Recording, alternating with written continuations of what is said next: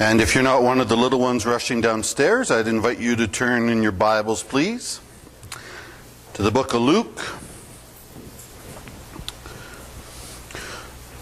Luke chapter 12.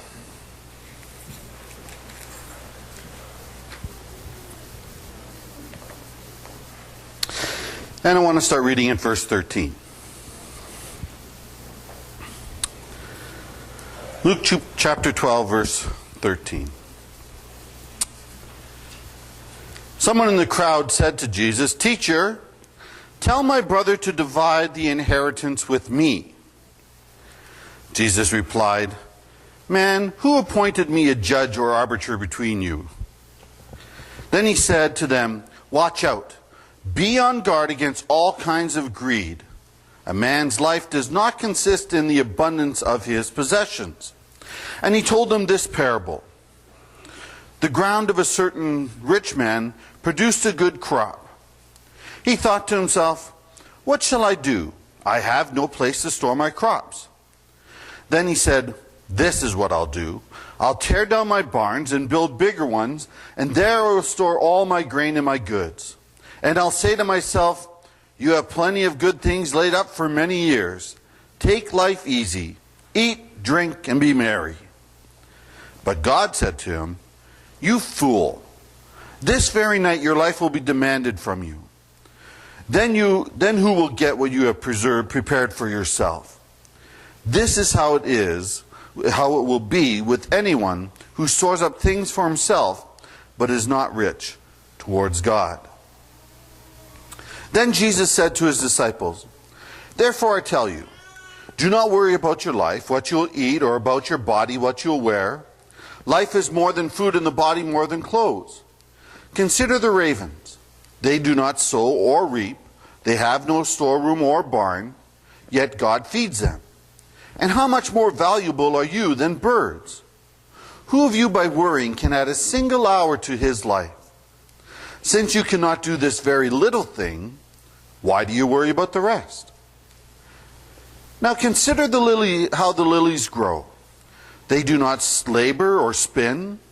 Yet I tell you, not even Solomon in all of his splendor was dressed like one of these. If that is how God clothes the grass of the field, which is here today, and tomorrow is thrown into the fire, how much more will he clothe you, O you of little faith? And do not set your heart on what you will eat or drink. Do not worry about it. For the pagan world runs after such things, and your Father knows that you need them.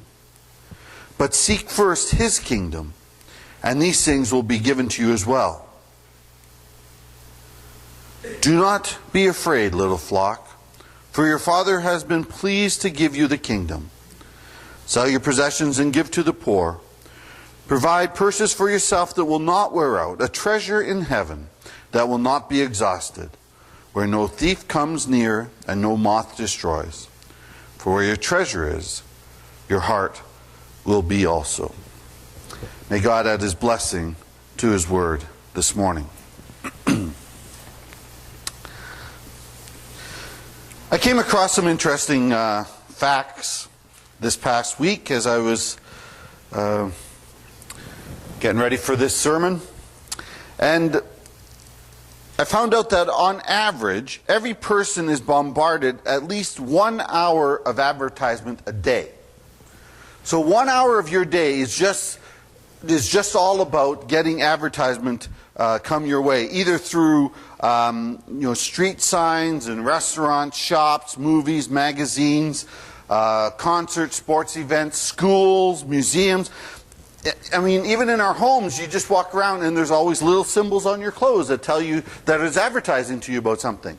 You know, one of the things I dislike, I'm not going to say I hate, but I dislike it greatly, is when I buy, like how often do I buy a car? But when I have a car, I dislike greatly when they put the name of the dealership on the back of my car. I say, take that off. I'm not paying you you're not paying me to advertise for your company. So, most all my vehicles never ever have that little thing on the back of the car. That's just a quirk for me. But that's for you. I don't know what it is. But we all have got this these images sort of bombarded at us. Another survey I saw said 93% of teenage girls named shopping as their favorite thing to do. I could not believe it. Only 93% said that that was true. On the other, 90% of boys like to go to the malls to watch the girls shop. And so that was okay too. Actually, it came across, by the time they are 3 years old, most children are making specific requests for brand name products. That's, I mean, you know children, you know that they want certain things and that's how they like it. I remember, my kids aren't the same way now, but I'm going to pick on Becky for a little while again. I get to pick on you every week. I said, remember the time all we could have was Gap? Oh, just Gap wear. That was always fun. And you know what?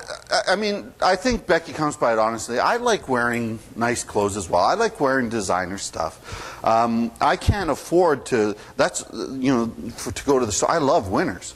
You can get really good stuff at Winners and outlet stores. Oh, that's the greatest. Who cares if one arm's a little longer than the other? It doesn't matter. You got the little stick. You know what the craziest thing though for me when you buy outlet is socks. I bought these socks. Oh, these are great socks at the outlet mall, and they never came up my foot. I was like, what the heck? It said that they're the right size, but there it said irregular on them, and sure enough, they don't come all the way up my foot. But I mean, we all do this. We all like to have things certain ways. We all like to have, the good stuff. We've grown up in a culture that says having more means being happier. It's just the way it is. And I think if you ask most people today if money buys happiness, I think most people would say no. I think most of us understand that money can't buy you happiness. But if you ask the same people if a little more money will make them more happy, I think most people would say, yeah, I think that is true. If I had a little bit more money, I would be a little bit more happy. There was a organization, a think tank in the States, who asked a number of Americans who made between $15,000 and $30,000 a year how much they needed to fulfill all their dreams.